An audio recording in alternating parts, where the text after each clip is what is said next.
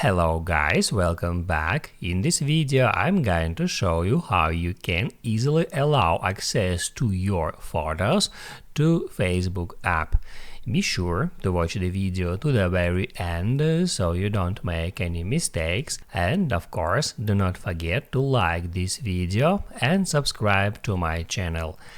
So let's begin, and first open up settings.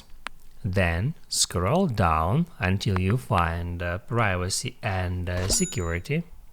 Then hit add photos, and among this big list of apps you can easily find the Facebook app. You can tap on that, and now in order to give access to Facebook app to all of your photos, you just can hit add all photos. That's it. Now you can write down in the comments below if you have any questions about that tutorial, and also I recommend you to check out my Facebook tutorials playlist, which you can easily find in the description. Hit the like button if you liked that video, and see you in the next one.